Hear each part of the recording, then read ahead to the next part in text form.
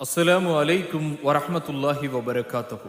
நரகம் அல்லாஹ்விடம் முறையிட்டதை ரசூலுல்லாஹி ஸல்லல்லாஹு அலைஹி வஸல்லம் அவர்கள் சொல்லுகின்றார்கள்.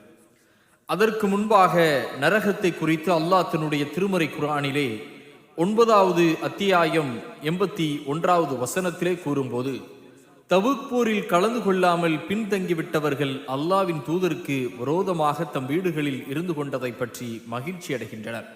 அன்றியும் அல்லாஹ்வின் பாதையில் தங்கள் பொருட்களையும் உயிர்களையும் அர்ப்பணம் செய்து போர் புரிவதையும் வெறுத்து மற்றவர்களை நோக்கி, இந்த வெப்ப காலத்தில் நீங்கள் போருக்கு செல்லாதீர்கள் என்றும் அவர்கள் கூறுகின்றனர்.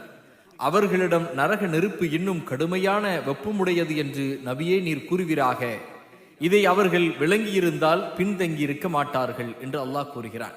இப்போது அல்லாஹ்விடம் நரகம் முறையிட்டதை நாம் பார்க்கலாம். புகாரிலே 537வது ஹதீஸாக அபு ஹுரைரா ரலியல்லாஹு அன்ஹு அவர்கள் அறிவிக்கின்றார்கள்.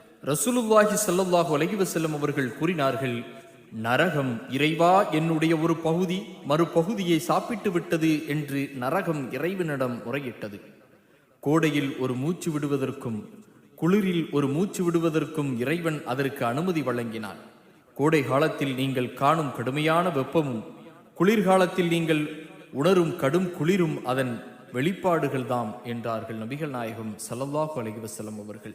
நரகத்தினுடைய ஒரு பகுதி மற்ற பகுதியை எரிக்கிறது என்றால் நரகத்தினுடைய சூடு கடுமை எப்படி இருக்கும்? இதோ நபி ஸல்லல்லாஹு அலைஹி வஸல்லம் அவர்கள் கூறுகின்றார்கள். புகாரியிலே 3265வது ஹதீஸாக அபு ஹுரைரா ரலியல்லாஹு அன்ஹு அவர்கள் அறிவிக்கின்றார்கள். இறை தூதர் முஹம்மது நபி ஸல்லல்லாஹு அலைஹி வஸல்லம் அவர்கள் கூறினார்கள், உங்கள் உலக நெருப்பு நரக நெருப்பின் 70 பாகங்களில் இருந்து ஒரு பாகமே ஆகும் என்று கூறினார்கள். உடனே அல்லாஹ்வின் தூதர் அவர்களே, இந்த உலக நெருப்பே பாவம் செய்தவர்களை எரித்து வேதனைப்படுத்த போதுமானதாயிற்றே என்று கேட்கப்பட்டது.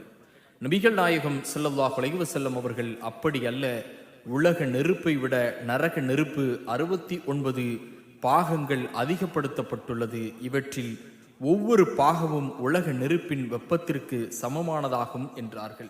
இப்னு ஹிப்பான் என்கின்ற நபிமொழி தொகுப்பில் 2608வது ஹதீஸாக இடம்பெறுகிறது. நரக நெருப்பு கடலில் 2 தடவைகள் முங்கப்பட்டு எடுக்கப்பட்டது. அதுதான் உலகத்தின் நெருப்பு. கடலில் அவ்வாறு முங்கப்படவில்லை என்றால் அல்லாஹ் அந்த நெருப்பில் யாருக்கும் பிரயோஜனம் வைத்திருக்க மாட்டான் என்றார்கள்.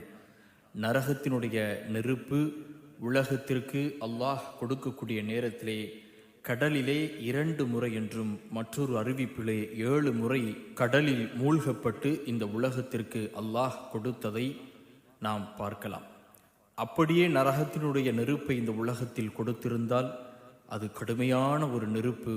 அந்த நெருப்பு யாருக்கும் பயன்பட்டு இருக்காது. காரணம், அதன் அருகிலே நாம் சென்று இருக்க முடியாது. ஆக அருமை சகோதரர்களே, நரகத்தினுடைய கடுமையான இந்த விஷயத்தை நாம் புரிந்து கொண்டு இந்த உலகத்தில் நல்ல அமல்கள் செய்யவும் நல்ல விஷயங்கள் செய்யவும் பிறருக்கு நன்மை செய்யவும் பயன்படுத்தி கொள்ளுவோம்.